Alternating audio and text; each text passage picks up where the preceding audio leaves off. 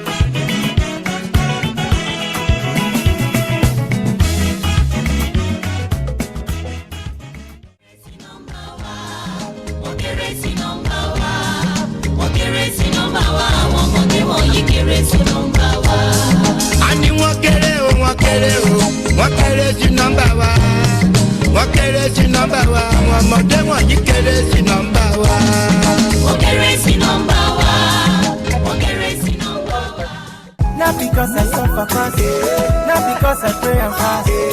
No be your show, no be that. I'm watching. Hey, Osinachi, I'm no qua, Osinachi. One man, Osinachi, I'm watching. Hey, Osinachi, mama, Osinachi.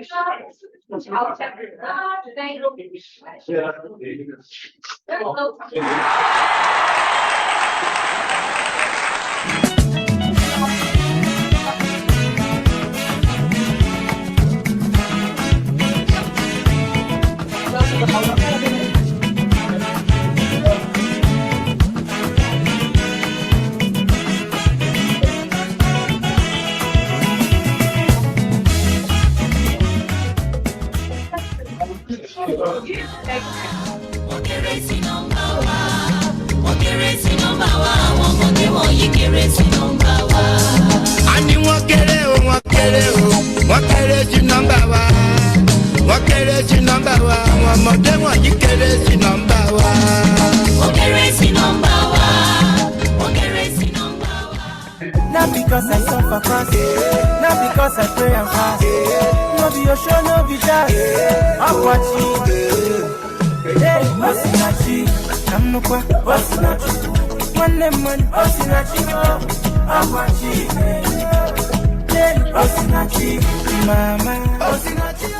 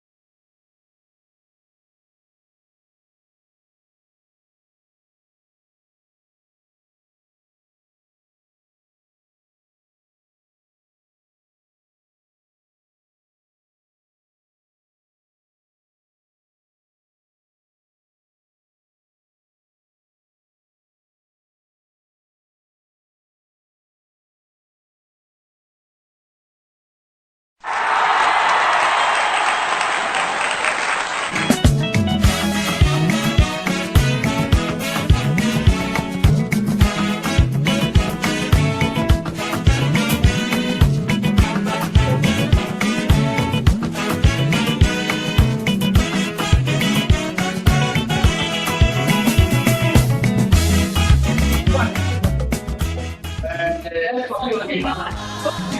kéré sí nọ́mbà wa. Wọ́n kéré sí nọ́mbà wa. Àwọn ọmọdé wọ̀nyí kéré sí nọ́mbà wa. A ní wọ́n kéré o, wọ́n kéré o, wọ́n kéré sí nọ́mbà wa. Wọ́n kéré sí nọ́mbà wa. Àwọn ọmọdé wọ̀nyí kéré sí nọ́mbà wa. Wọ́n kéré sí nọ́mbà wa. Wọ́n kéré sí nọ́mbà wa. Not because I suffer fast, not because I pray and fast. No be your show, no be that. I'm watching. Hey, what's in a cheek? I'm no qua, what's in a cheek? One lemon, what's in a cheek? I'm watching. Hey, what's in a cheek? Mama, what's in a cheek?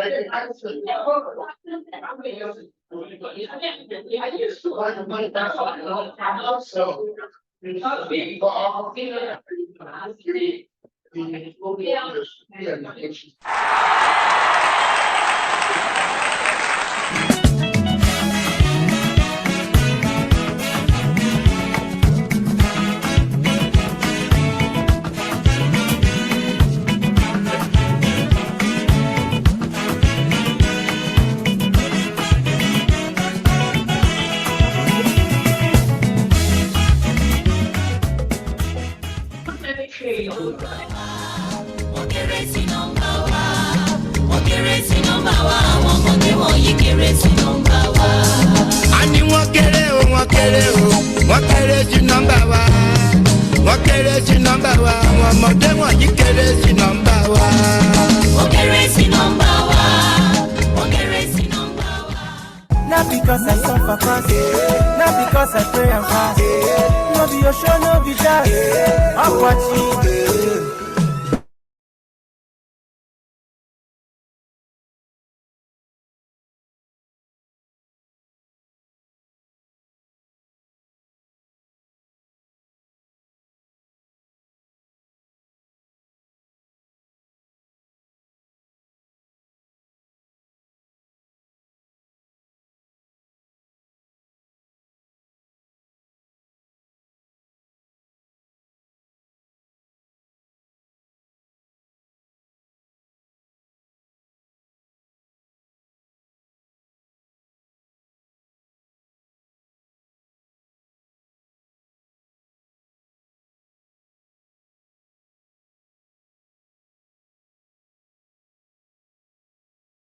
Yeah.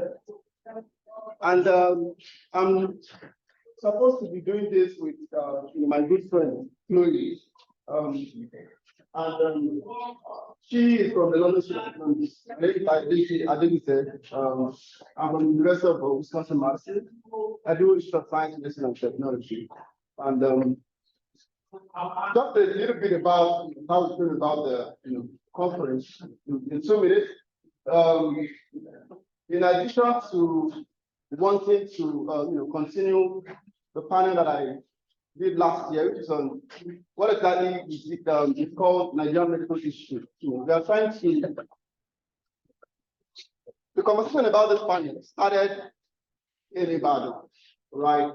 And it was about, we were at the archive and we were thinking about, growing bodies of, growing Nigeria, number of Nigerians who are looking at questions about issue of health, healing, and medicine and science, right? So when we did the call, we also kind of complemented it, by having us meet regularly to do readings, on issue of science and global health.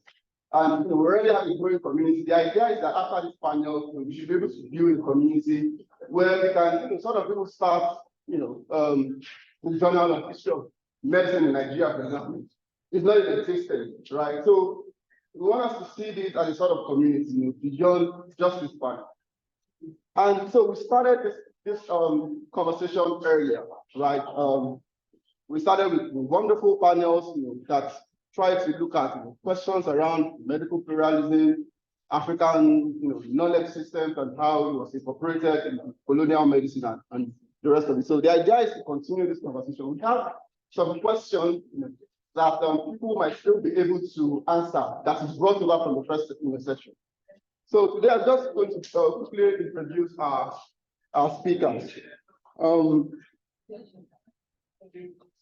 We have an online speaker, which is Odinaka Eze from the University of Mississippi, who is presenting on our case explained petitions and protests in colonial leprosy settlements in southeastern Nigeria. We have Ridwan Arifdesi Mohammed, who is presenting from the University of Kansas, who is presenting on the history of reproductive health in colonial western Nigeria. We have Sochima Okafor, who is presenting on history and indigenous treatments.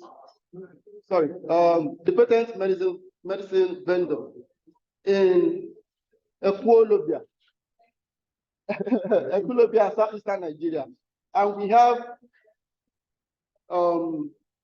Boniface Oji, who is presenting on history and indigenous treatments of Guinea worm.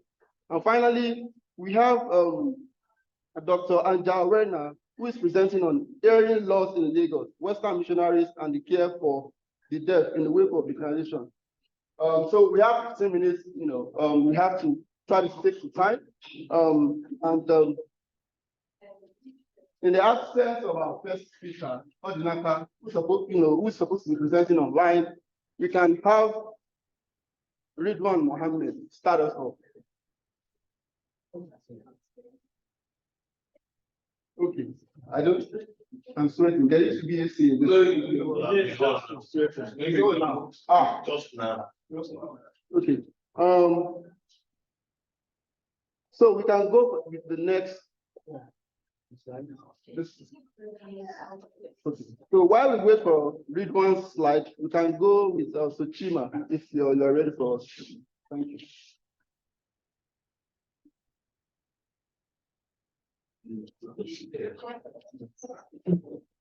Please permit me to stand and explain about Good morning, everyone. Good morning. You already introduced me. I'm Okafor Sochima from the University of Nigeria, Nsukka. And my presentation is more contemporary because I'm looking at patent medicine vendors in Equilobia.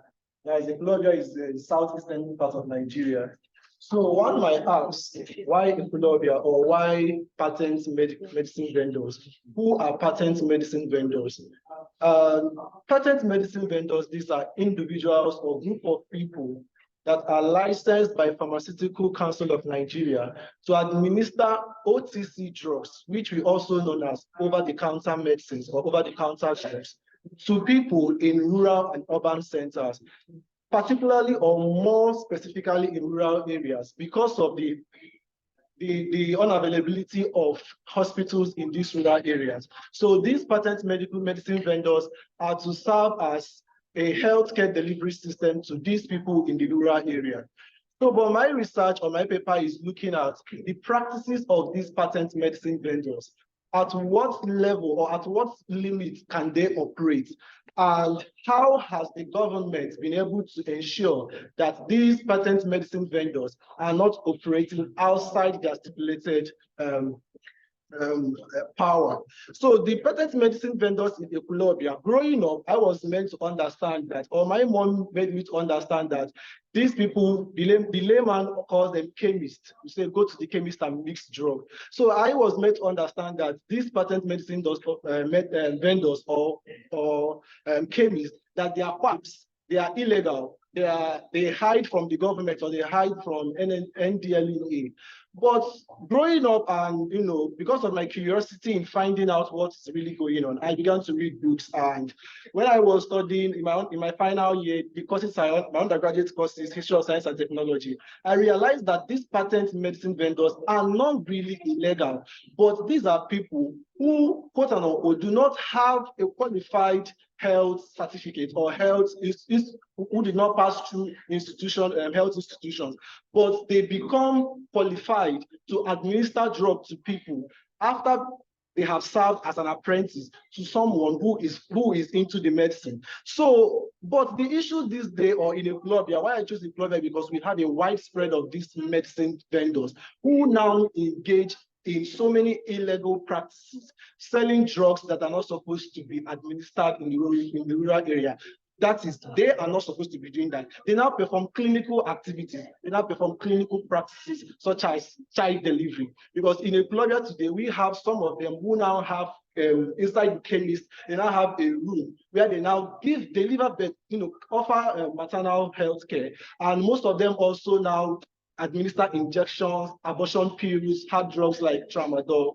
So, and the question keeps coming up, what is the government doing? And we have the National Association of Patent and Proprietary Medicine Association, who are supposed to be regulating or checkmating what these people are doing. And one might ask, why is it that when you go to these chemists, there are some drugs that when you mention it to them, they won't even act or do as if they heard you. Most of them will be like, please calm down, don't talk until some person must have left. This is because that particular drug you want to buy, they are not supposed to be selling it. That is not what they are. So their role includes buying and purchasing of drugs, and the drugs they are to administer, they have been licensed by PC, and that's Pharmaceutical Council of Nigeria. They are not supposed to engage in clinical activities, and that is where the problem comes. And this is one of the reasons that they actually kind of instigate drug abuse, increase in abortion, and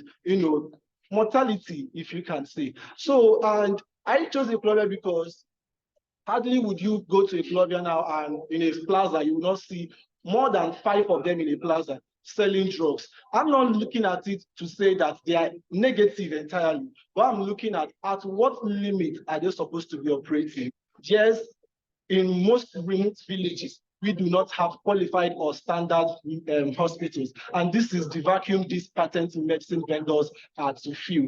But the problem is they now operate outside the limit. So and I also want to clear the impression that these patent medicine vendors are illegal. They are not illegal. In fact, we have the Pharmaceutical Council of Nigeria categorize them into 3 parts. We have the tier 1, the tier 2, and the tier 3. The tier 1, these are people who just like I read history, and I don't have any knowledge or inclination on health or administering drugs, but I would go and learn under a boss, which Igbo people call apprenticeship system or one boy. You'll go and learn under a boss who knows about drugs. And at the end of the day, I established mine and I begin to administer drugs. That's the tier 1. Then tier 2 are people who have university certificates in health, like the nurses who would also want to have a side business of opening a chemist shop where they will administer drugs. Then the tier 3 are the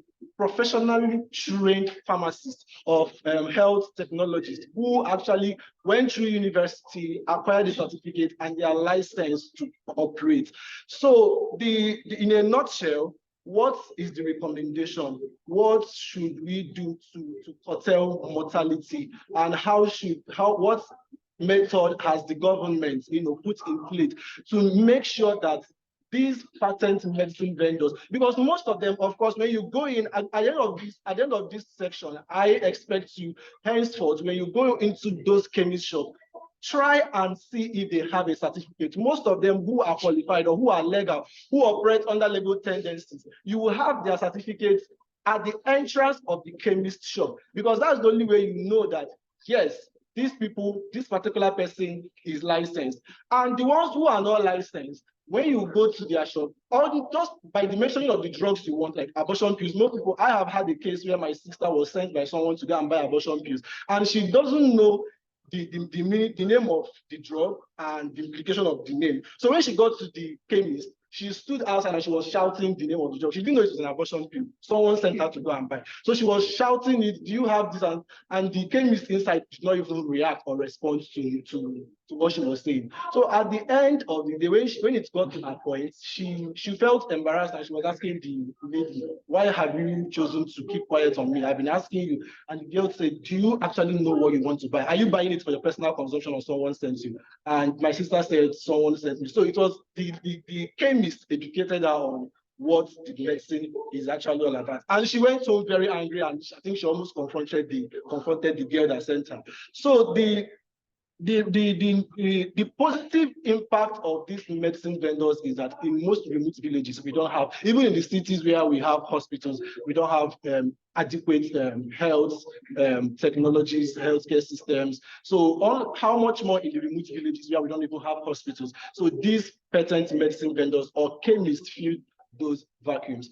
But the eyebrows is raised as when you look at it from the angle of how are they supposed to be operating? Are they supposed to engage in clinical practices, which is no? Are they supposed to engage in child delivery, which is no? And the abortion pills and hard drugs that we young Gen Z, young youth, everybody will rush into, and most of them they are supposed to, even as much as they administer these drugs, over-the-counter drugs, which you come in, you stand on the counter, you're not even supposed to come in. That's why it's called OTC, over the counter. The chemist is inside and you are out, and he sells the drug to you. Go. You are not supposed to come in to get injection, come in to start checking you at antenatal. Most of them are not doing at antenatal. A woman will say, I'm going to this chemist to go and do at antenatal. That's not their practices. So that is what my paper is all about. Thank you.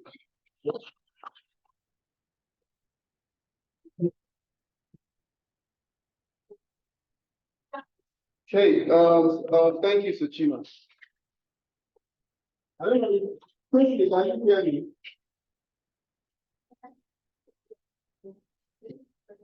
Yes, I can.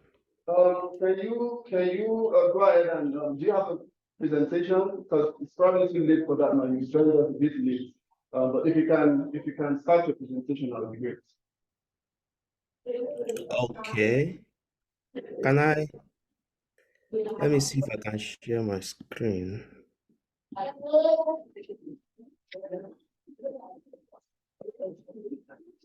All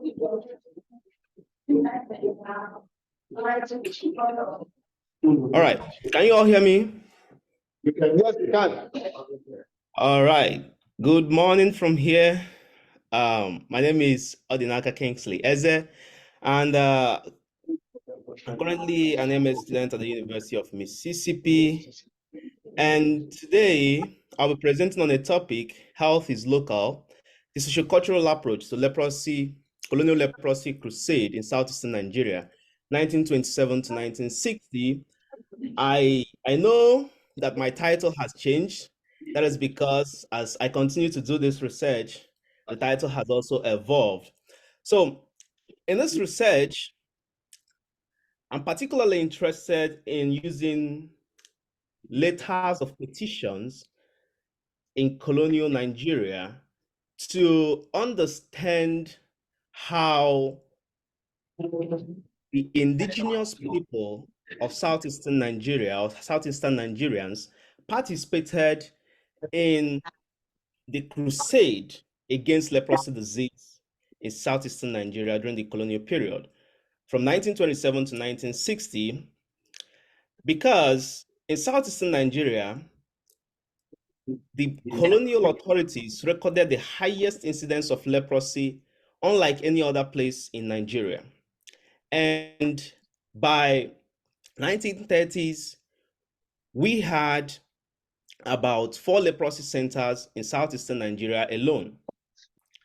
Now, the British colonial officials had already thought that leprosy was, they were done with leprosy, especially coming from Europe. But when they confronted it when they encountered them in southeastern Nigeria, when they encountered it in Southeast Asia, they didn't know actually how to approach it.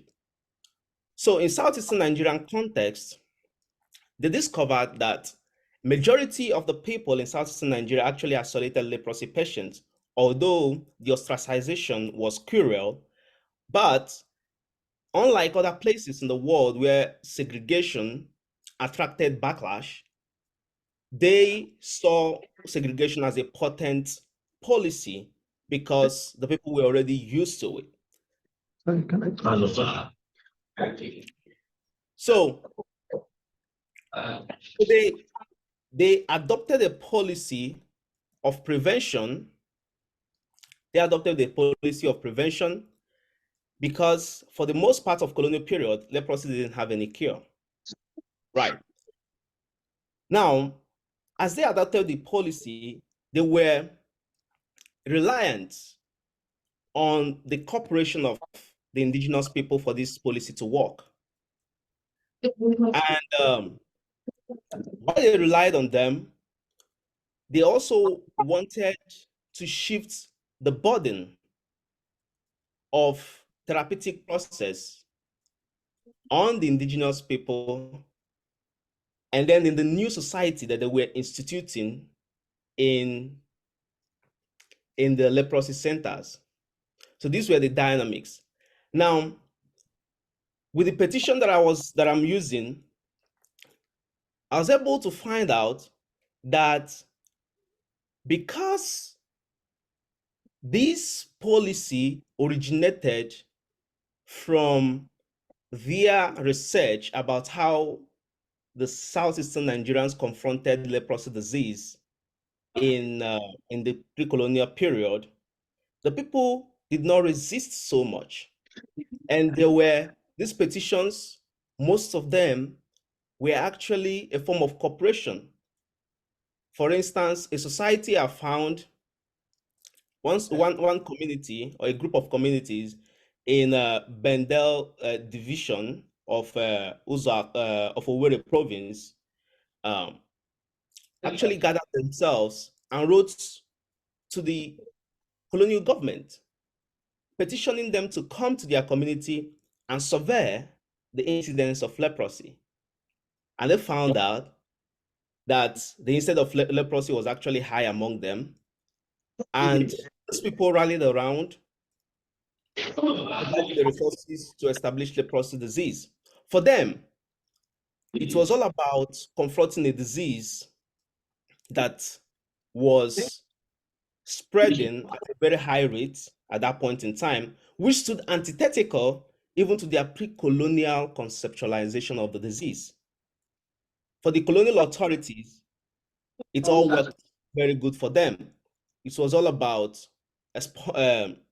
fighting a disease that, even though the threat at the immediate was not lethal, but at the long run, it threatened the colonial labor force because leprosy was holo-endemic, which means that it affected the youth and children who are the cream of the society at most.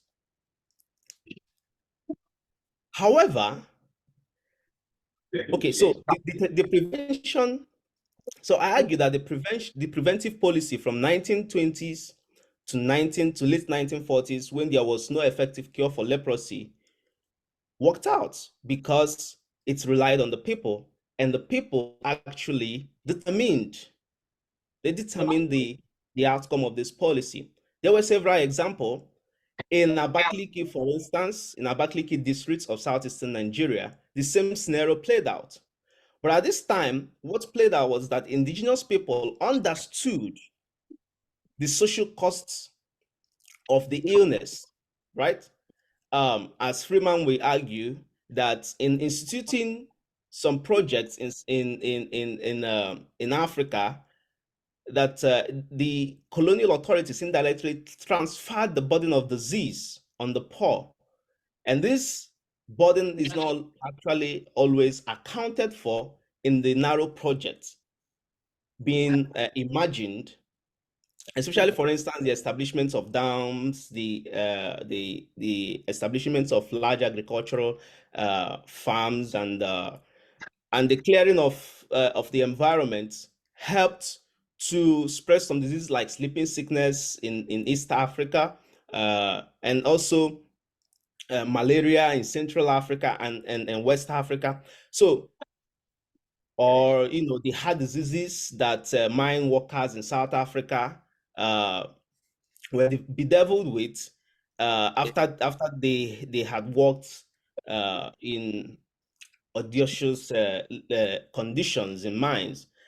And then the families were actually the people that will actually start taking care of these people, bearing the burden of the sickness. However, in leprosy, this was very different. For instance, the letter of petitions I encountered that I analyzed in the context of Abakaliki district. Now, the colonial officials wanted to establish a leprosy center because of the high incidence. However, they wanted to use the fertile land used by the clans, the Ezi clans, to establish the center. The Ezi clans continued to petition the government that they don't want to give out this land, that this land is the most fertile land in the area. It has access to water, and several negotiations went on.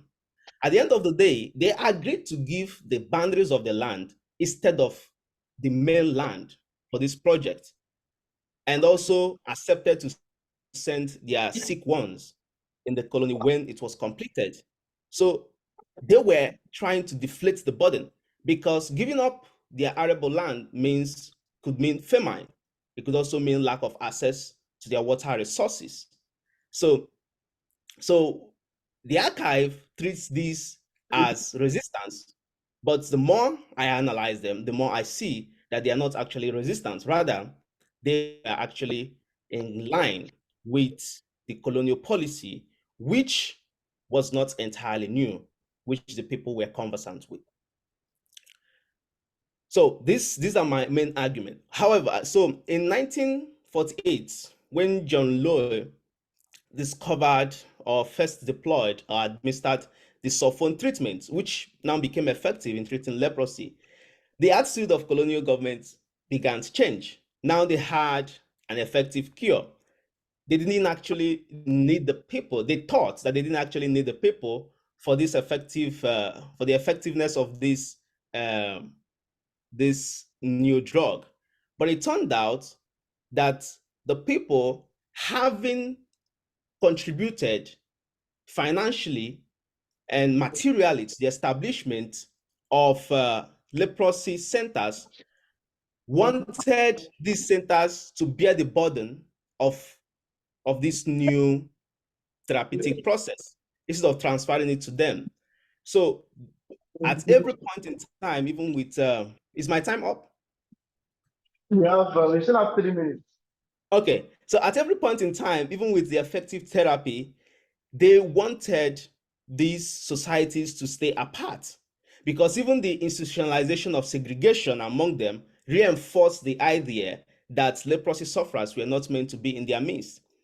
For colonial authorities, this was becoming recalcitrant, right? Because in post-war era welfare investments, they had invested over 45,000 euros per year for a period of 5 years for leprosy.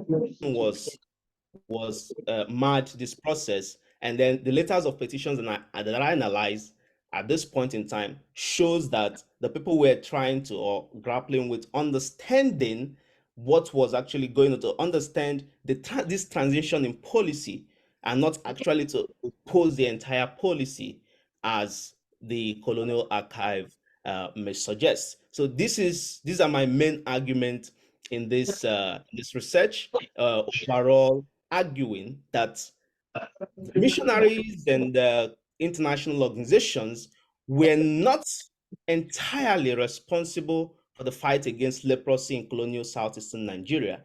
That if the success of anti-leprosy campaign is to be analyzed and understood within the colonial framework of policies from 1920s to 1950s, then the indigenous people were actually responsible for the major part of it in the eradication campaign. Thank you very much.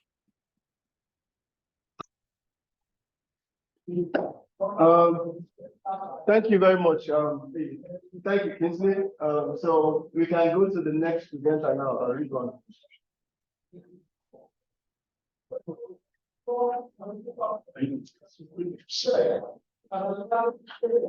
No, I think you can stand. Huh? I can stand.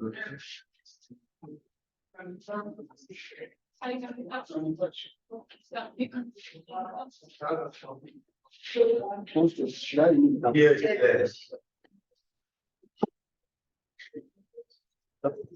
You. Yeah, good morning, everyone. My name is Mohamed Ridwan, and I'm from the University of Kansas. I will be presenting the paper titled A History of Reproductive Health in Colonial Southwestern Nigeria. So, is this working? It's not. It's working. Hello. Am I supposed to direct it here or here? Okay, I'll just tell you to next my slide.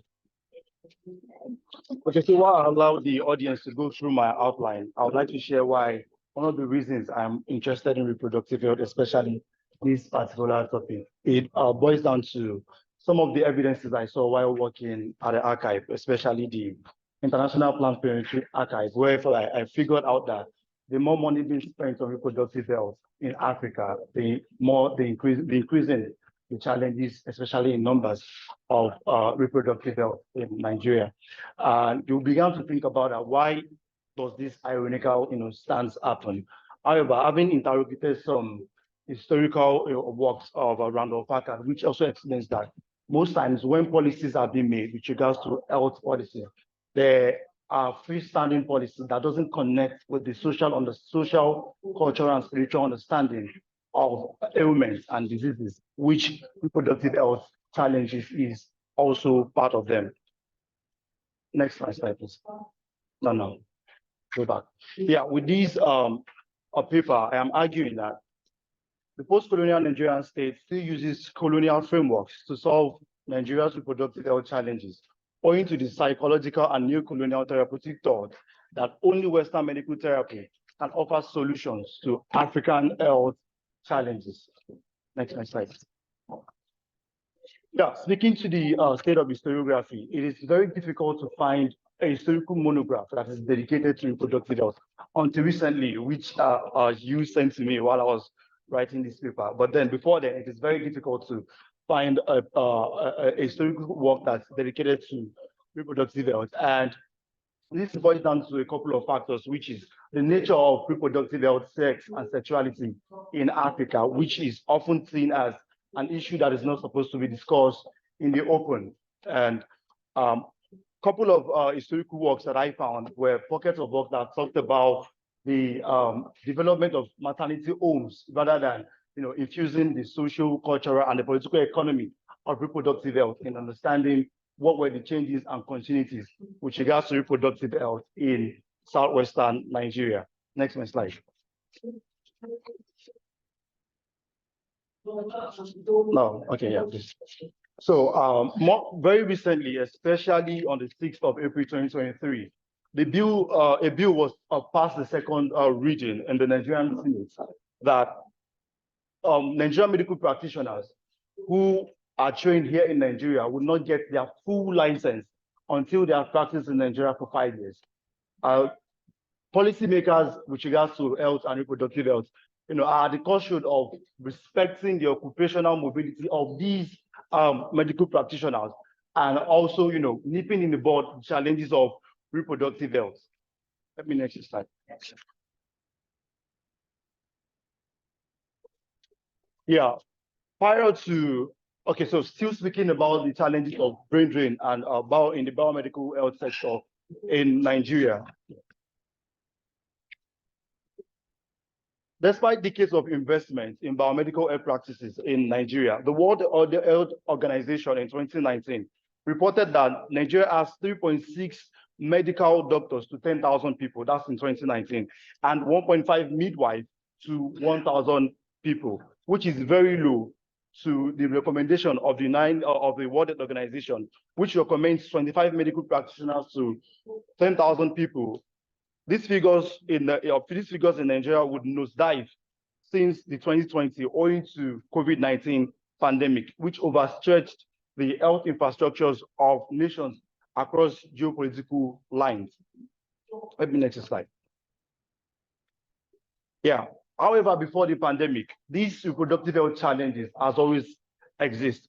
The pre-pandemic statistics shows that Nigeria has one of the gravest reproductive health statistics, which stood at 104 infant deaths to 1,000 live births and 800 maternal deaths per 100,000 live births, which have hit for the worst during the COVID-19 pandemic. Yet, Nigerian policy makers have not maximally, include the traditional birth attendant in trying to nip in the bud the challenges of reproductive health. Rather, they are often seen as dangerous, illegal, and counterproductive to biomedical reproductive health practices in Nigeria.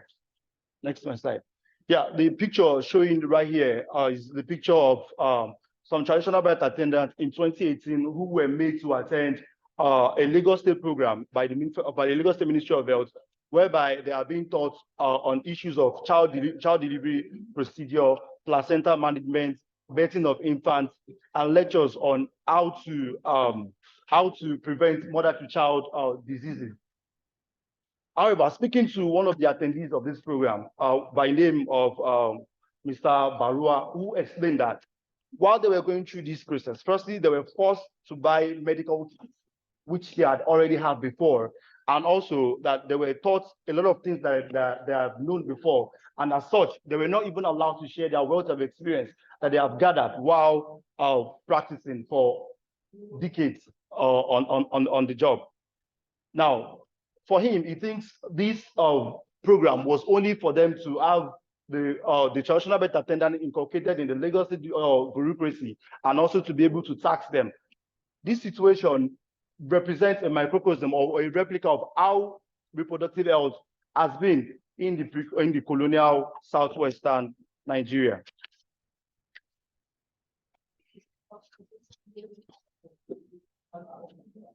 The question of biomedical development in colonial Africa has been subject of epistemic tension between modernization theorists and also dependency theorists. The dependency theorist, however, argues that the pockets of development in healthcare in colonial Africa were inadvertent, and that conscious progress made in medical care was only made to further valorize colonial gains. These claims were not made in vacuum, but rather reinforced by the dominant position of biomedicine in colonial and post-colonial Africa. For instance, the British colonial government started off with the argument that colonies has to be self-sustaining, which means that they were going to run a tight-fisted budget. In the interim of this period, the medical missionaries took charge of reproductive health by way of offering childbirth, delivery, antenatal and postnatal, and also with the ulterior motive of also converting and extending their the Christianizing mission in Nigeria. Another socio-political tension between the traditional birth attendant and the medical missionaries were as regards that the medical missionaries at this point also regarded the traditional birth attendant and every other person that practiced traditional medicine as unscientific, unclean, and also ungodly, which is still a trend in post-colonial Nigeria. The tension increased as colonial forces advanced into the hinterlands of colonial Yoruba society with the establishment of island maternity and also Sacred Heart Maternity in Abeokuta in 1895. The British would substantially venture into biomedical reproductive health development in colonial Western Nigeria until the interwar years, specifically in the 1930s, owing to the negative public health realities which threatened the life cycle of British Empire itself. However, the British colonialists came onto the reproductive health scene with the enactment of the Midwife Ordinance in the 1930s, which criminalized the practice of the operations of traditional birth attendants, and also created the offenses of felony and misdemeanor for any one of them who decide to practice or impersonate the medical birth attendant. That's maybe the nursing sisters or the medical doctors. Next slide.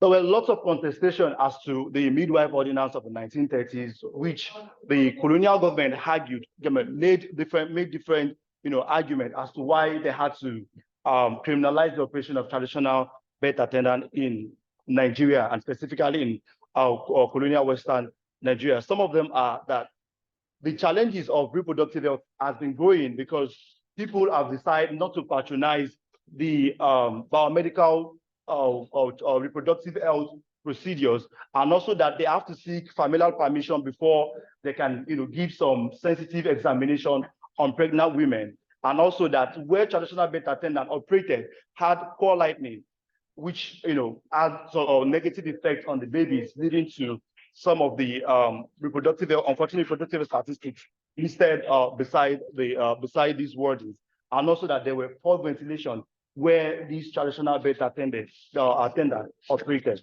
Please, next slide. Now, having said that, you would understand that the picture showing here also shows a biomedical space and also a picture of cesarean section.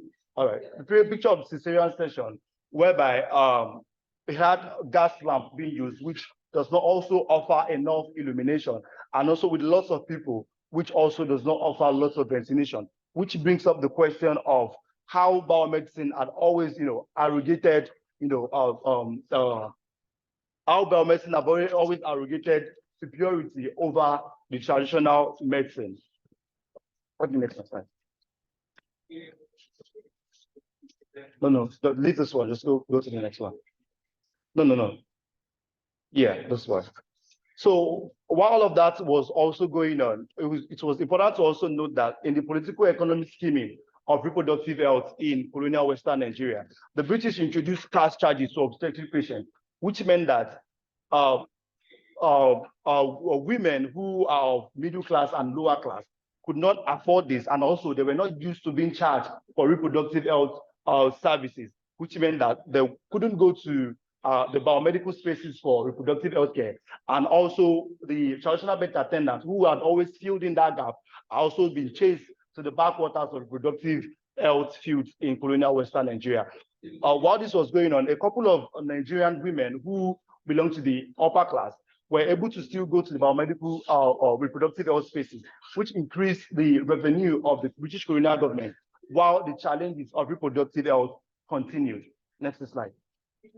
So with this presentation, I'm concluding that the colonial narrative of reproductive health in Western Nigeria mirrors the poor state of reproductive health in post-colonial Nigeria, ranging from under-financed health sector, poor working conditions for medical practitioners, and abject neglect and silencing of the TBAs. This paper concludes that the prolonged neglect of TBAs contributes to the pervasive reproductive health challenges in Nigeria, which continue to highlight the need for social, cultural, and spiritually appropriate reproductive health care for Nigeria.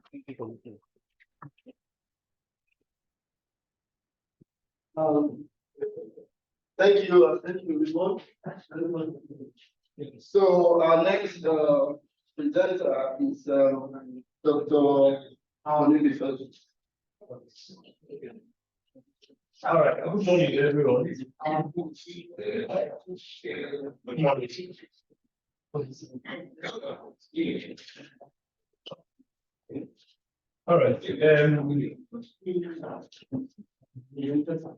All right. I want to begin by saying that this area that I decided to try a new area, healing in other waters, test the waters, like going into what they call medical history. Ordinarily, I'm an economic historian, and curiosity and some other factors led me to go very into this aspect of history. So I am discussing the history and indigenous treatment of guinea worm in Igbo land. So I begin by saying that a lot of people have seen the Igbo land has been seen as a place that is landlocked, and some of the communities lack access as in good water, and because of that lack of potable water, some of these communities were plagued by the presence of guinea worm disease. Now, the guinea worm disease, otherwise known as the dracunculiasis, affects people that live in the rural areas, and those rural areas lack safe water, or that have doesn't have the availability of water. So people contract this guinea worm by drinking water that is contaminated by a microscopic organism called Xylus that lives in pond or stagnant waters. So the problem becomes because it becomes problematic during the rainy season, because most of them will begin to look for, because of the contamination of the waters around, most of them begin to search for where they can go and get water. And the source of water becomes where there is a stagnant water or pond. And if that water is contaminated, it has a tendency of multiplying and affecting a lot of people in that vicinity or community. Now, this work is conducted by three people, three specialists. I'm going to be looking at the historical part of it. Another person will, another author will be looking at what I'm trying to say is that we have a historian working in this project. We also have a biochemist working on this project, and we also have a biologist working on this. So it's a multidisciplinary approach that we are adopting for this project. And also it is an ongoing work. So guinea worm disease usually occur, like I said, during the agricultural season in the impoverished rural villages, where the inhabitants are dependent on unsafe waters. This results to months of crippling pains to the affected people, leaving its adult victim unable to farm or tend to their families. And the implication is that there is a reduction in economic, physical, social, and emotional status of the affected people. These cripples attempt to emerge from their status of underdevelopment, and it continues to increase the poverty level of the people in place. Now, I want to describe what guinea worm is all about, or how it looks like. Now, the adult female guinea worm measured up to about 2 meters long and carries about 1 to 3 million embryos. It migrates through the victim's body and eventually open up the skin, usually at the ankle or the feet, causing intensive painful swelling, blistering, and osastrus where it emerges from. That's wherever an affected person steps into. And why it is a problem is that whenever an affected person enters a water, this guinea worm has the tendency of releasing this up to between 1 to 3 million embryos into that water, and any other person that drinks from that water is affected. So it continues to multiply. Now, because of the problem that this was causing in many communities in Nigeria, the Nigerian government in 1986 decided to set up the committee known as the Nigerian Guinea Worm Eradication Program in 1986, which has the aim of eradicating guinea worm in Nigeria by the year 1995. The curiosity that comes in now is before the setting up of this body in 1986, how have the communities been treating themselves? The people that were affected, were they left on their own, or were there treatments that were given to them? And the preliminary investigation that we conducted showed that they had traditional native doctors or people that were talented in looking for herbs and mixing of concoction that they used, and they take the concoction, and also some portion were mixed that they rub at the area that the guinea worm was trying to come out from, and it aids in the pushing out of the guinea worm and also the treatment of the guinea worm. But the thing is that since the launch of this Nigerian Guinea Worm Eradication Program, and after the eradication of the guinea worm program in Nigeria, there has been the tendency of undermining the practice of the locals that have been treating people before the emergence of this guinea worm eradication program in Nigeria. So the voices of the local, the voices of the indigenous treatment have been downplayed, while that of the Nigerian Guinea Worm Eradication Program have been amplified, as if these other people, before the coming of this program, the local people or the indigenous people have not been treating themselves against this guinea worm disease. So the project or the research aims to historicize the indigenous training, or the indigenous treatment of guinea worm disease in Igbo land. Maybe it will become a microscopic reality of the larger society, because, like, apart from the guinea worm treatment, there were other African treatments that, like the bone setting, that I and my friend is trying also to look at. We also try to find out if there were indigenous treatment of this before the introduction of orthodox medicine. We are also trying to look at the challenges posed by this guinea worm towards the development and the economic development of the communities that were affected.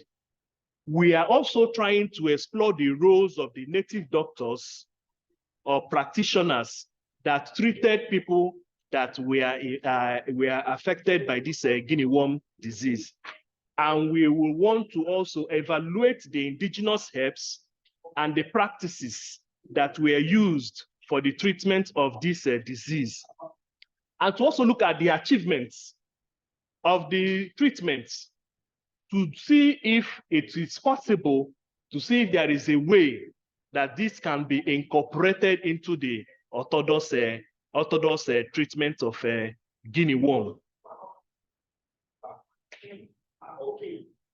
Now, in order to achieve the questions that we have posed ourselves, we try to ask some certain questions. We ask questions like, what happened to the people, the indigenous people that were affected by this guinea worm? What kind of treatment were they given to? Did the indigenous treatment work for them before the coming of the orthodox medicines? Was there implication for the usage of these treatments, like if a case of overdose, like they say, because one of the arguments that the orthodox people used to use against the indigenous treatment is that there is no regulation of dosage. So were there implication on overdose, or were there also implication of not following? Because one of the things that is associated with African traditional treatment is that you have to follow prescription. Like if they say you should warm it in the morning and take it, what happens if you miss or you don't follow that prescription? What were the things that, what were the implications? That is also the question that we're trying to answer. Another thing is, okay, the next thing is that we are now trying to see if there is a nexus between the Orthodox, if there can be a nexus between the Orthodox treatment and also the indigenous treatment of this guinea worm. Apart from guinea worm, it can also broaden the, broaden the argument. It can also make the argument go larger by saying, apart from the, now we are trying to compare indigenous treatment and African indigenous treatment and Orthodox treatment. So is there a relationship that can be drawn from this two? Of course, I have talked about our methodology. We are trying to use a multidisciplinary approach, that we also have to use a historical approach. So now expectation is expected that the research will debunk the assertion that has been cast on African medicines as being ineffective. It will also try to bring out the symbiotic relationship between Africa and Orthodox medicines. And it hopes to stimulate interest and provoke thoughts that will continue to contribute to the scholarship on African future through engagement of further research among intellectuals. Thank you very much.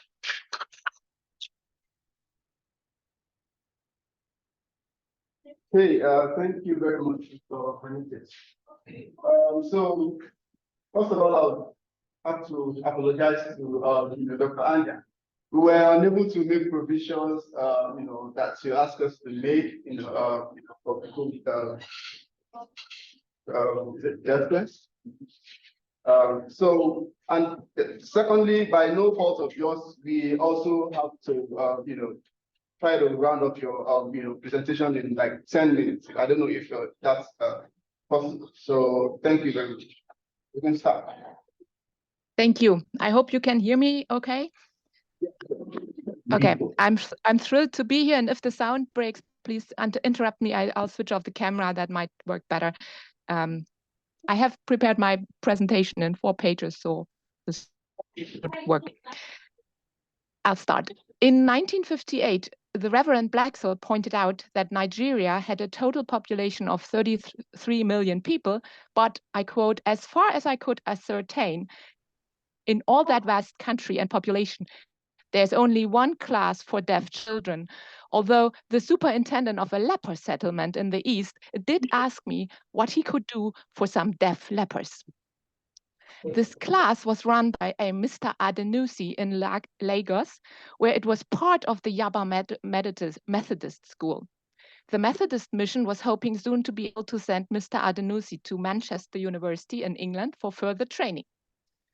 Deaf people, and generally people with disabilities, tend to be overlooked no matter where they live. By the time of the 1950s, hardly any schools for deaf people existed anywhere in Africa, despite the fact that Western missionaries had been trying to bring education to Africans for more than a century. For deaf people, education is a means to overcome their inability to hear by acquiring oral and/or visual means of communication. To what extent did deaf Nigerians benefit from a Western education? Western missionaries did not get involved in the establishment of schools for the deaf in Nigeria until the late 1950s. While, however, missionaries from Europe and the United States set up the schools, Nigerians ran them. In my presentation, I provide a few glimpses of what we know about how hearing and deaf Nigerians built up deaf education in Lagos as an innovative contribution to studying global health from non-medical perspectives. After all, deafness is not exclusively a medical challenge. It may also be understood as a cultural phenomenon, for deafness may produce visual communication systems, language, and culture. In the following, I first discuss Western perceptions of deaf education, taking the Lagos School as an example. And second, I delve into how they provided language instructions. I use mainly Western sources at this point and look in the silent press, that is newspapers by and for deaf people, as well as archival sources from missionary Western archives to look for Nigerian voices. 1. Western missionary reports provide us with little information about the first class of the deaf in Lagos that started in 1956. Reverend Blaxell noted that the 19 pupils range in age from 7 to 14 and are of both sexes. So far as Mr. Adenusi could say, only 2 have residual hearing, but unfortunately, he has no means of testing. Blaxell added that quite clearly, most of the children understood their teacher speaking Yoruba, while one bright youngster of about 14 gave a brilliant sign demonstration of flying over clouds, accompanied by a whole octave of noises, which suggested that given skilled teaching, he would speak well. Though brief, the account is revealing. The Western missionary expected deaf students to speak, and he was confident that at least some of them had the potential to do so. At the same time, the students did make use of signs, or at least pantomime, to convey their ideas. In the West, deaf history to this day is primarily shaped by what has been called a battle of methods between, on the one hand, those mainly hearing experts, especially in Germany and in the United Kingdom, who insisted that hearing impaired children learn how to articulate and lip read to fit into the predominantly hearing Western societies. And on the other hand, those hearing experts, for instance, in France and the United States, who were open to including signs and visual communication into deaf education. Turning to Africa, it appears that depending on the missionaries' own experiences with deafness back home, they would introduce one or the other method in Africa. However, in Africa, Western teaching methods encountered multilingual realities that differed from the allegedly monolingual Western societies. The problem is that a deaf child cannot easily learn a spoken language, let alone several. The Wesley School for the Deaf in Lagos opened in 1958 with the assistance of British Methodist missionaries using the oral method. By contrast, deaf African American Andrew Foster, between 1960 and 1962, introduced the American manual method of communication in schools in Ibadan, Enugu, and Kaduna. Emmanuel Ojile mused that initially it appeared that a manual oral method controversy would develop in Nigeria as it did in the United States. Thanks to the arrival of deaf education pioneers who had acquired their training in America, however, the use of total communication was strengthened, which includes both spoken and signed language. So these experts included deaf Nigerians who had been trained in America, mainly at Gallaudet University.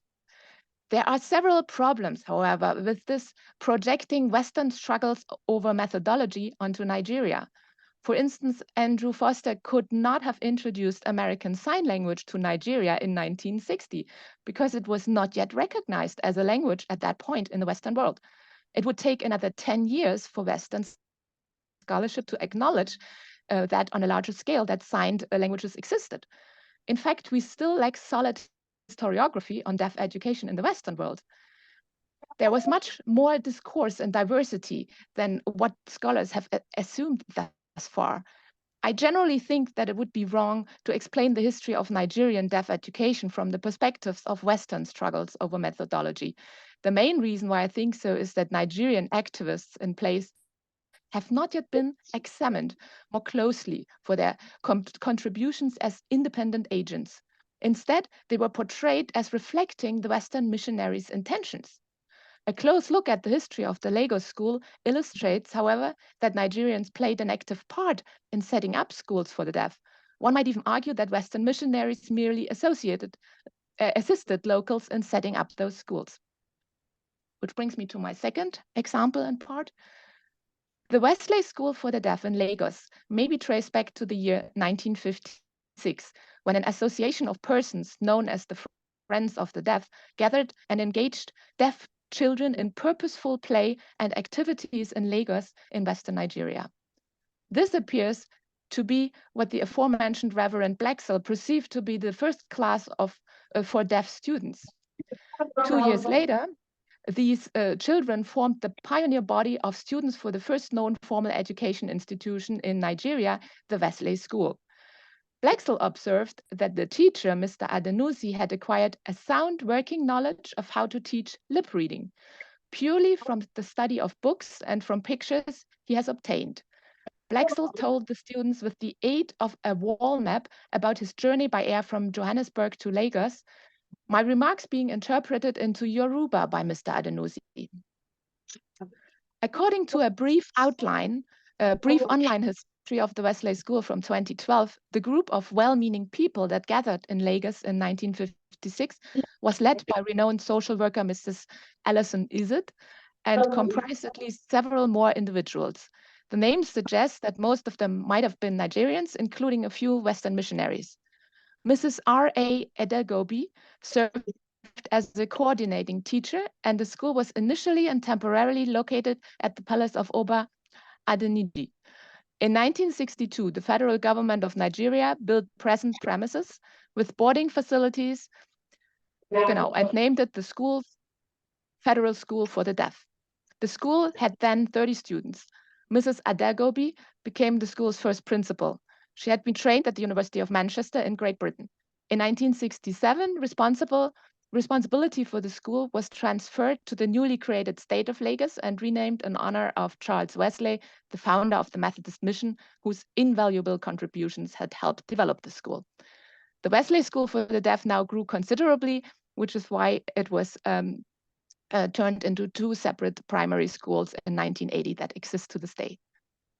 In 1974, Mrs. Adegobi, as the principal of the Wesley School for Deaf Children in Lagos, attended a UNESCO expert meeting on deaf education that was held in Paris, France.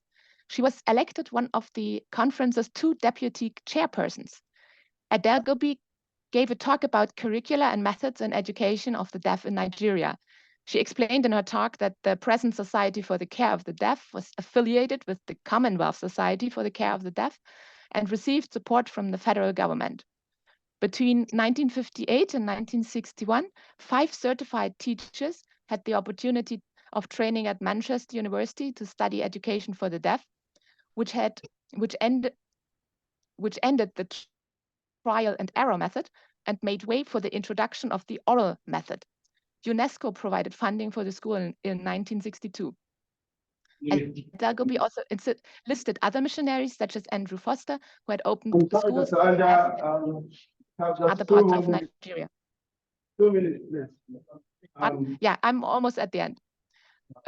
With regard to the language instruction, Mrs. Adegobi observed that in Nigeria, all the ethnic groups speaking different languages are well represented, which caused difficulty. English was being used in most schools. However, the Lagos school instructs in Yoruba and English, though in later classes, they also speak more and more English.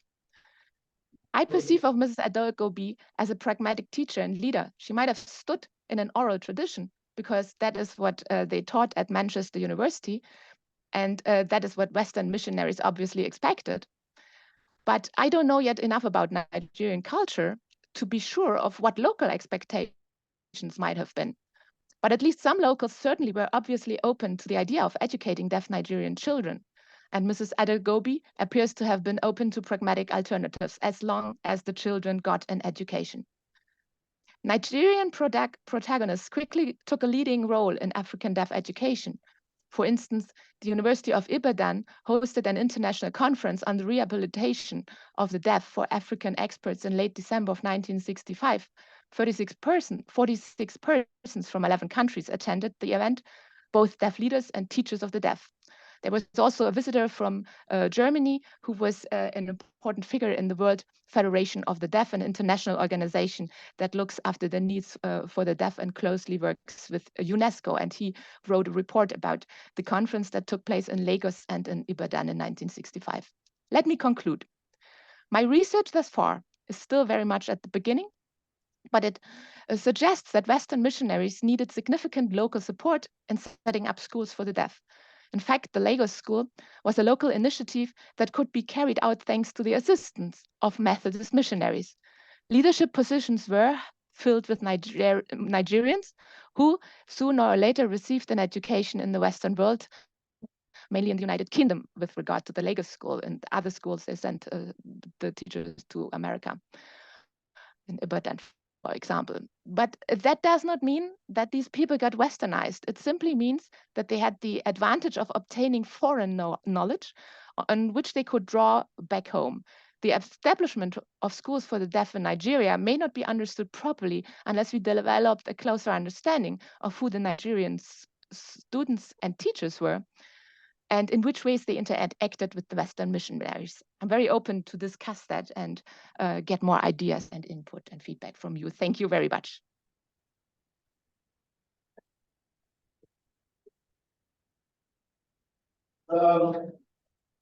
Thank you very much to all our presenters. And then thank you to the audience. I have a few questions myself. I'll open it up to the audience. We can try to also shorten our questions because we have just 20 minutes. One question per person, please. So, all the hands first. The other thing, you said we could continue the conversation, and my remark is about the Ajesara that the presenter was interpreting as vaccination. Okay, just a bit of enlightenment. In the Yoruba context, the Ajesara cannot be directly interpreted as the vaccination of the Western medicine, because it has metaphysical implication more than medical implication.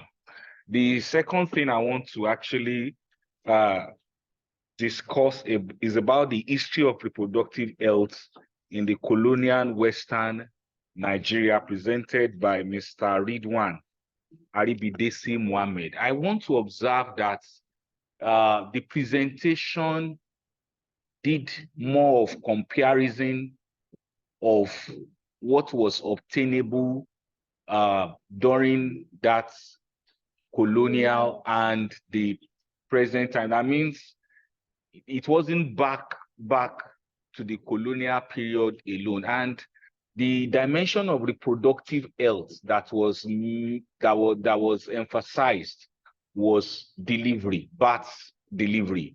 So I was thinking, going by the topic, there are dimensions of reproductive health that could be looked into, and also if it's not colonial period, there should be also narrative showing that it is present, and or what was happening during the colonial that is also happening now. Thank you. Let's take one more question. Good afternoon, everybody. I want to appreciate the panelists. It was a wonderful presentation, interesting topics, interesting discussion. I actually have two questions, but I'm going to go for one, and it's going to be directed to Mr. Ridwan Muhammad. So, my research interest is also into motherhood, maternity, and child rearing methods in colonial Nigeria. So I will say that I quite agree to its postulation that Nigeria still still depends on the Western practice of healthcare. However, I would also like to ask you, like, was there any form of resistance from Nigerians as the locals as regards the introduction of all these biomedical healthcare centers, you mentioned the maternity and the Sacred Heart Maternity Center, and was there resistance from them as against the eradication of these TBAs? Because I can't remember that before, during pre-colonial Nigeria, we have these TBAs, and that we use them for birthing methods, for child-rearing practices and all. So was there resistance from the Africans? Because it's just like as if the Western way of practicing healthcare system just want to kind of eradicate their, the local ways of Western practices. And also, suggestion, I know that the TBAs here, okay, I think I've mentioned that, so I think that's just what I just need clarity on. can take these two questions. All right. Can you hear me? Oh,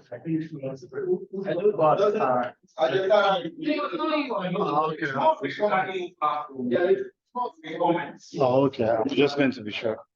Okay, thank you very much for your question, Mr. And you talked about why didn't I talk about what was happening then and what it is now, right? Trying to see what did you say? More comparison. Your work was somewhat presentist. Okay, no, okay. So here is the thing. I anchored my argument on the fact that we still use colonial methods. We still use colonial inclination in treating reproductive health challenges.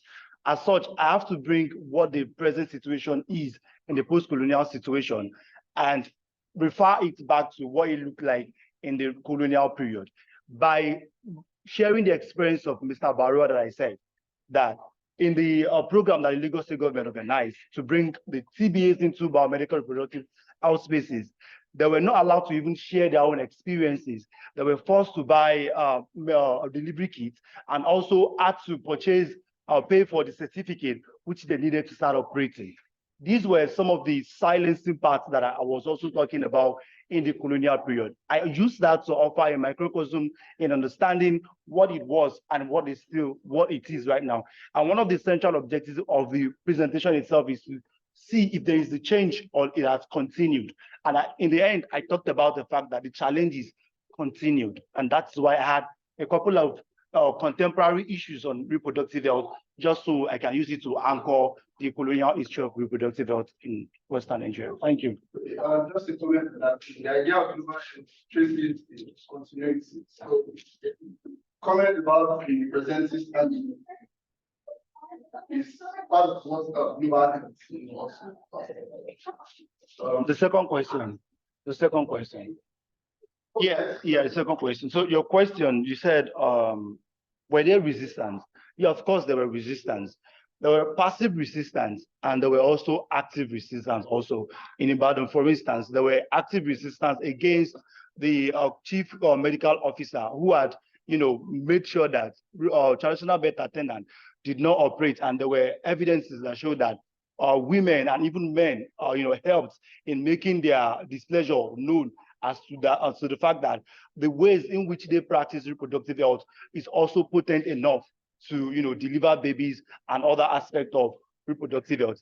As to the passive resistance, where the fact that when, for instance, there was this law when a dispensary hospital was established in Agege, for instance, where there were many Muslims in Lagos, many of them refused to go because of the timing that they have given to them, with the understanding that pregnant women were not supposed to go out at night, and also when it's very sunny.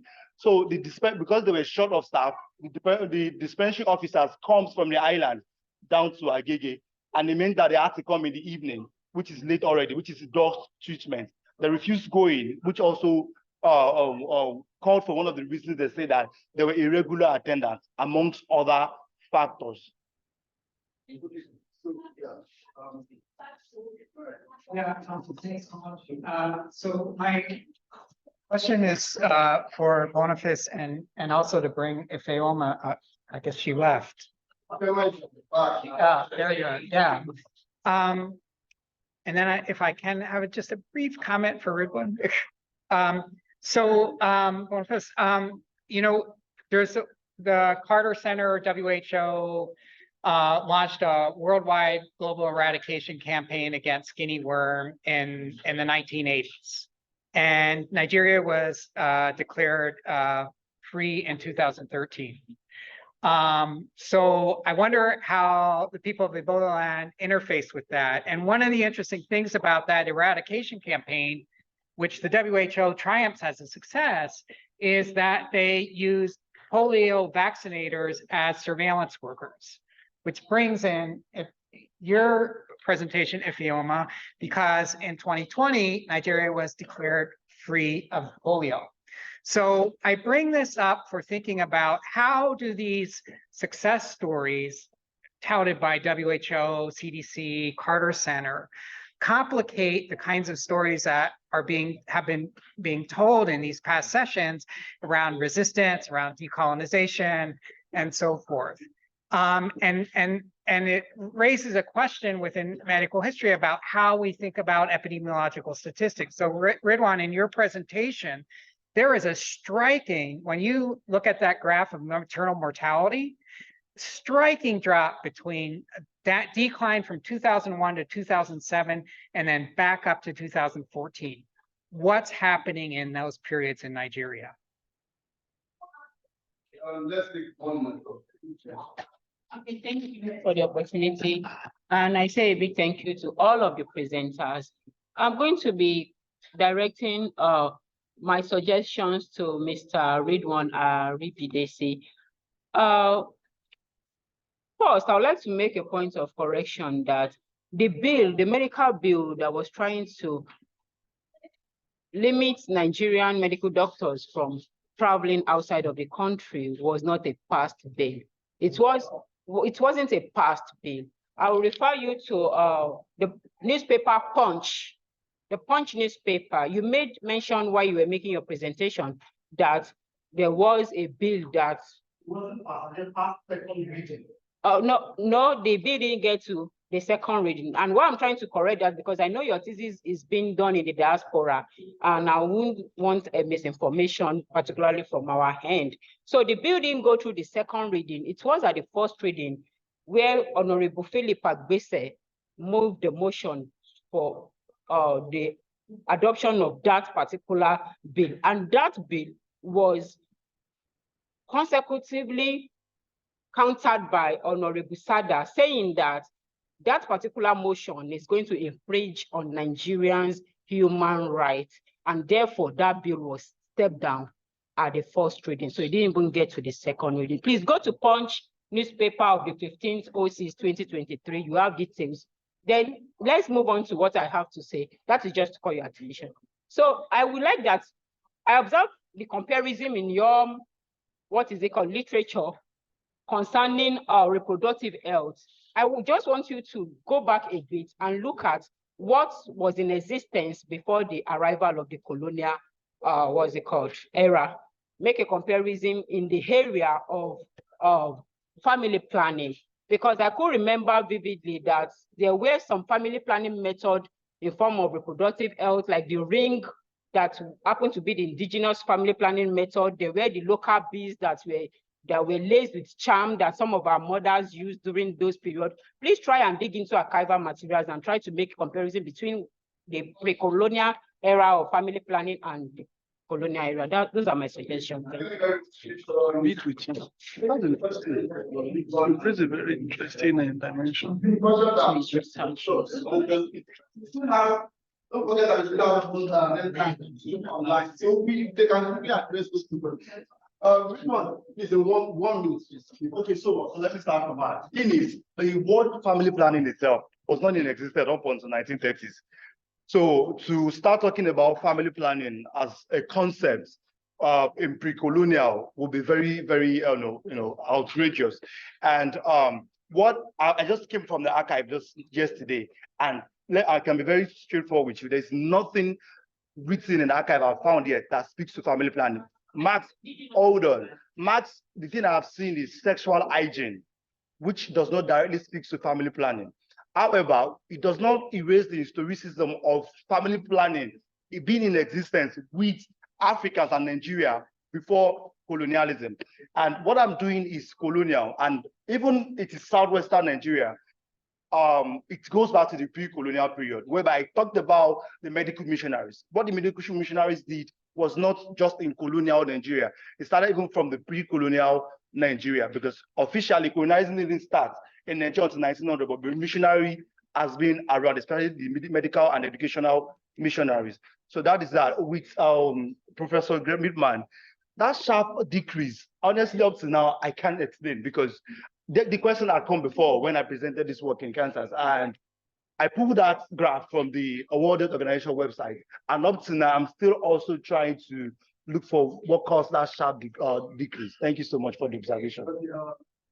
All right, Prof, I will agree with you that one of the mechanisms that were used in the attempt to eradicate Guinea worm was through the polio program. But even as you rightly said, that by 2013, Nigeria was given a clean slate, that it has eradicated Guinea worm in the country. But because of some monetary inducements, some state governments that felt that they could be getting the monetary inducement will once in a while throw up figure that they have witnessed there is an outbreak of Guinea worm in their place, so as to attract the World Health Organization funding to their state. In fact, when we were on the field and we tried to make some research, we were told that a community some few years back, around 2020 or 2021, came up and said that they had a case of Guinea worm, but it was when they were now told that no money will get to you until you are able to establish that there is a case of this, that the case naturally died out. And so the point I'm trying to say is that the monetary inducement made some of the state governments, according to what we have gotten from the field, it made them to also neglect, because if you go to the African traditional, if you go to use the indigenous treatment, the government will not take record, will not have a record of you, and that will be depriving the government of the funding that they are supposed to get from the World Health. So they were neglecting that of the indigenous treatment rather than to go for the orthodox way. But all the same, our focus is on, before the coming of this orthodox medicine, what and how efficacy was the treatment that were given to the Africans before the coming of the orthodox medicine. Thank you. Before we go to the next question, do you want to, do you have any comments about the question? Okay.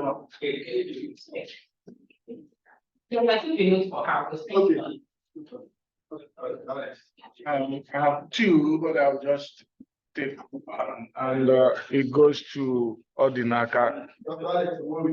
Yes, Odinaka, I'd like to hear your perspective on how the agency of petition writers either accentuates or complicates the narrative that you are trying to let us know, you know, because the petition writers themselves had separate agency, often from those that they wrote petitions for. So in most cases, we found petition writers to be very funny. They were steeped in colonial psychology and the rest of them. Oftentimes, they're misrepresented, you know. So how does it explain? Are you interested in looking at that, and how does it explain what you are doing? Yeah, thank you very much. Yeah, of course, petition writers are very important. Just a second. One more question. My question is for doctor that presented for Guinea worm. You were talking about indigenous treatment. Yeah, but throughout the presentation, I didn't hear about any indigenous treatment. You didn't mention any. I don't know. So I want to know, what are the indigenous treatment that you are trying to explain? Thank you very much.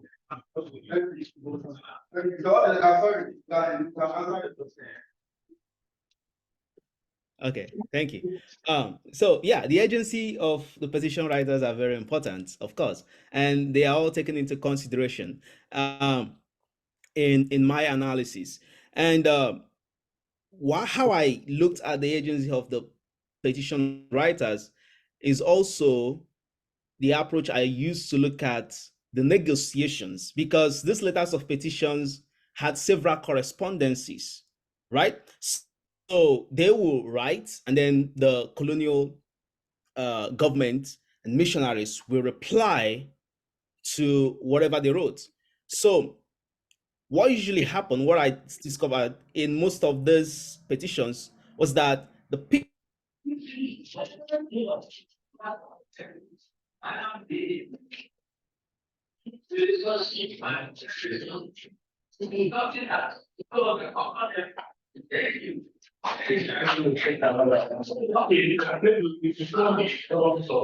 Yeah. Can you hear me? Go ahead.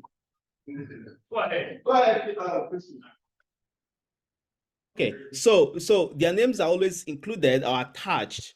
The people that actually express themselves in these letters, the writer will always include their names, and sometimes they will thumbprint on the papers to show that they had articulated these ideas and that they were in support. So how I look at this agency through the correspondences, if by the replies I see that the conversation are still going as the first one, then I know that sometimes even the petitioners themselves include their names in among those that are also expressing this collective feeling or idea or suggestion to the colonial administration. So that is how I trace these letters of petitions, which I use predominantly in my analysis. I don't know if that answers your question, but if you have a follow-up question or suggestion, I appreciate that. Thank you. Okay, all right, so the treatment, okay, 1 minute. The treatment, we have been able to identify some herbs that were used in the treatment, but the challenges that we are having in this work is that the same herb have different names in different communities. So that is where my colleagues in the sciences will come up to give us the botanical names of those herbs that were used in the treatment. There were, like in one community that we went to, there was a leaf that they told us was called Echidenya. That one, they said that used to boost the immune system and blood in their community when someone is affected by that disease. Another one that they told us was Okbunka. That one helps to cushion the pains that the people bear when they are affected by the disease. Then another major challenge that we are also faced, but we also look for a way of going about it, is the secrecy of the practitioners. They are not really willing to tell you the secret or how they will just tell you, come, they will mix the thing and give to you. But we want to find out what are those items that they normally mix and give to people that cure them of those disease. Thank you very much. Okay, thank you everyone. I just have a few comments. And this is from me, and I'm sure Chloe also agrees with me. I have to really commend Chloe, in the whole organization putting this together, and then she's very sorry that she's not present here. So a few things that I just wanted to mention going forward is that I started with we are trying to grow this community of people of young scholars who are interested in history of science, medicine, global health, sort of have a community to continue to work together. And some of the things that I feel like, that I've seen across the two sections, I'm just going to read out some of these things, just so that as people like Ifeoma, who is just starting a master's program, Patrick is starting a master's program, can key into some of these things. So I hear a lot about knowledge production, like whose knowledge counts, whose knowledges are prevalent. whose knowledges are silent. How can we read the archives to exhume some of the voices that have been silent? I hear about like codifying traditional medicine. What are the politics involved in codifying the patent medicine, or what we refer to as traditional medicine? I hear conversations about mapping the boundaries of the knowledge. What exactly is traditional? When do we get to actually critique, as opposed to glamorizing healing, systems in traditional medicine? Are we saying everything traditional should just be taken up by the government to replace biomedicine? Are we saying they should work together, or are we critiquing it too to see if there are dangerous aspects of traditional medicine? I hear us also talk about political economy, right? I see us talking about that disease is more than just the biology. Disease is also social. It has to do with political economy. But one of the areas, just to round up, that I'm pushing us to, is what about the environment aspect of history, which I think we didn't really get enough on. And then the idea of whether or not it's effective. Are we looking at effectiveness, right? Is it effectiveness that matters, or the knowledge that's privilege? Is it are those two things? Just questions about whether it is effectiveness that we are after, or the power that we want to assign to, oh, this is indigenous, that's foreign. And when do we start to see biomedicine as something that is also African? So with this, we bring the session to a close, and I want to say thank you to everyone for listening, and thank you.